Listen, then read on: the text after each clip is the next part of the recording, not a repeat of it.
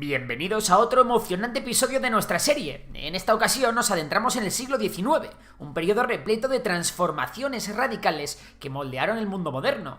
Preparaos para sumergiros en el que es sin duda el siglo del cambio, y tras el cual se terminarán por dibujar las nuevas fronteras del mundo. Y es que, chicos y chicas, ya estamos llegando al final, y el mapamundi se parece cada vez más al nuestro. Como ya sabéis por el siglo anterior, si hay una cosa que define al siglo XIX, sin lugar a dudas, es la industrialización. Así que tenéis que tener todo el rato presente que los cambios históricos de este periodo están empujados por el motor de la ciencia y el progreso tecnológico. La aparición de la electricidad, los avances en medicina, como los antibióticos o los anestésicos, la teoría de la evolución, los motores, el sufragio universal, las reformas laborales, el ferrocarril, la educación pública, la fotografía y la animación, todo esto estaba siendo descubierto o creado, así que imaginad qué locura. Pero bueno, vamos al lío. Tras la Revolución Francesa llegó la caída de la monarquía, el ascenso de la República y la vuelta otra vez a un sistema regido por un único tipo, Napoleón Bonaparte. Eso sí, los cambios de la Revolución en cuanto a los derechos del hombre llegaron para quedarse. Con Napoleón Bonaparte Europa iba a vivir absolutamente aterrorizada, sobre todo las grandes y antiguas monarquías como la de los Habsburgo en Austria. Y es que a principios de siglo el tipo se enfrentó a todas las potencias de la época. Reino Unido, Austria, Portugal, Prusia y Rusia, además de pasar como Pedro por su casa por España y acabar poniendo allí como títere a su hermano José Bonaparte. No obstante, a medida que Napoleón extendía su vasto imperio, los europeos también se hicieron más fuertes y terminaron por aliarse. El intento de invasión a Rusia en el año 1812 le salió al líder gabacho bastante mal, al igual que su guerra contra España, y tras estos puntos de inflexión, el imperio napoleónico acabaría por irse a pique con la derrota definitiva en la batalla de Waterloo en 1815. Ya sabéis, lo que cantaba ABBA. Con el Congreso de Viena se pondría fin a su imperio, se devolverían las tierras conquistadas a sus países originales y se llevaría a cabo un proceso de restauración por el cual la dinastía de los Borbones volvería a gobernar España y Francia. Eso sí, los efectos de Napoleón en Europa fueron gigantes. El primero de ellos fue hacer ver a los territorios de ultramar latinoamericanos que tanto España como Portugal pintaban muy poquito en su día a día y que no tenía mucho sentido que lo que hiciese un francés allá por la península tuviese que condicionar la vida de los americanos. De esta forma se dio un estallido absoluto de independencias en la mayoría de las regiones del continente. Así se empezó con Haití en el 1804, en una revolución liderada por Toussaint Louverture, se siguió con Venezuela, Paraguay, Argentina, Chile y Perú, que tuvo que esperar un poquito más. En estas campañas de independencia aparecieron los grandes nombres de los conocidísimos libertadores, Simón Bolívar, José de San Martín, Francisco de Miranda o Bernardo O'Higgins, entre muchos otros. Más adelante Miguel Hidalgo y Agustín de Iturbide, junto con otros, se encargaron del proceso de lucha por la independencia mexicana. Por su parte, Brasil se separó de Portugal en el año 1822, con una escisión pacífica y bajo el liderazgo de Pedro I.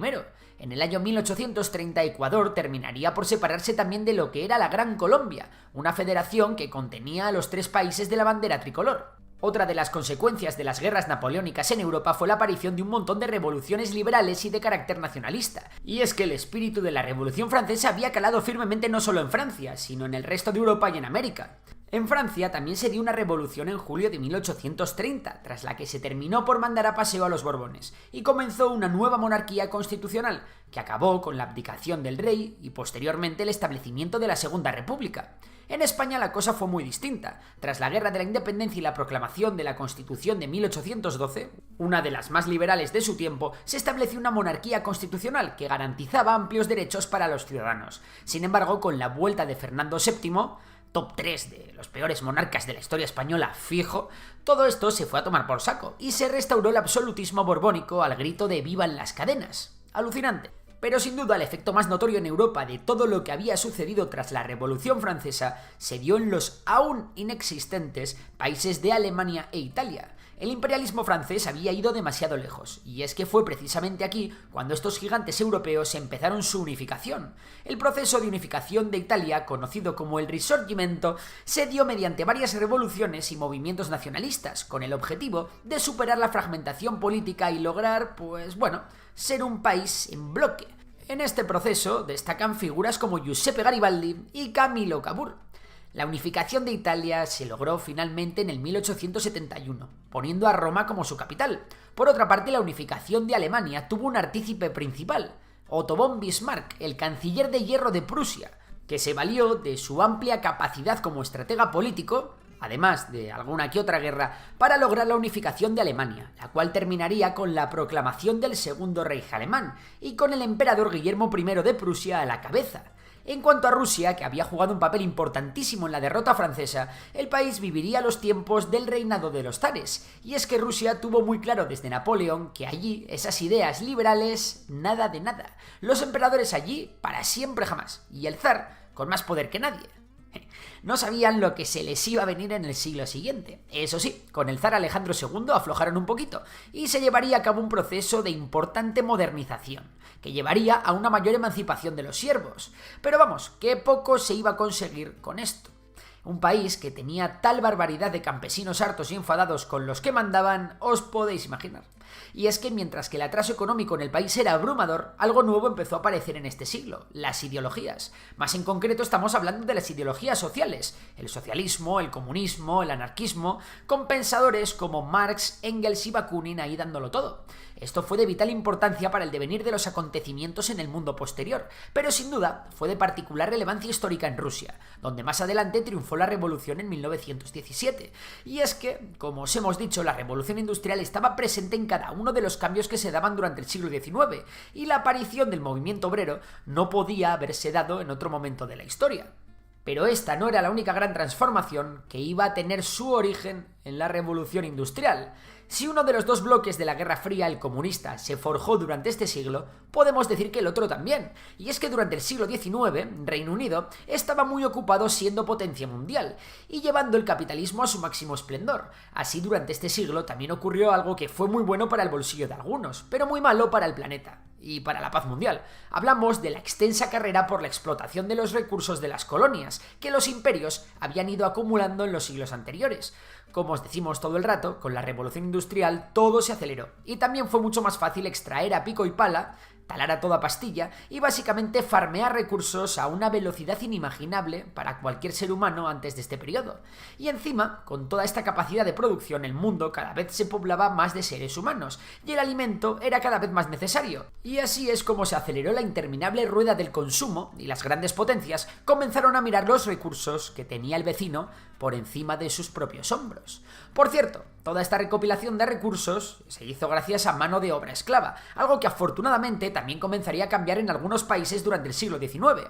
Un ejemplo muy sonado de esto fue el de los Estados Unidos, cuyos estados del sur, mucho más dependientes de las explotaciones agrícolas, vieron con muy mala cara lo de que se les quitasen los esclavos. De esta forma, en el 1861 acabó por estallar la conocidísima Guerra Civil Estadounidense, también conocida como la Guerra de Secesión, de la cual tenéis un vídeo en el canal.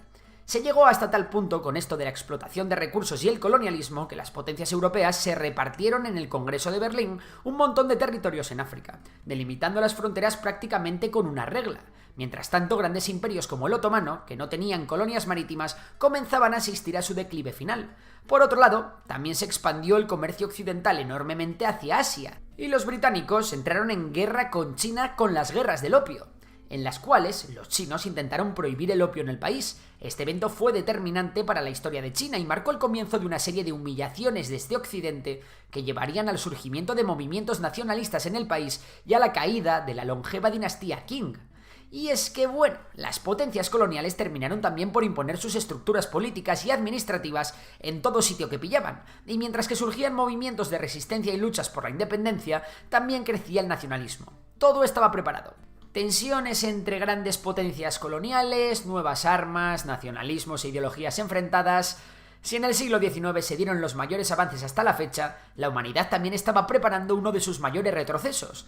Pero eso lo veremos en el siguiente vídeo. Si te ha gustado este, ya sabes que puedes dar a like, suscribirte y seguir a Memorias de Tiburón, mi otro canal sobre economía y finanzas. Por lo demás, un saludo y hasta la próxima.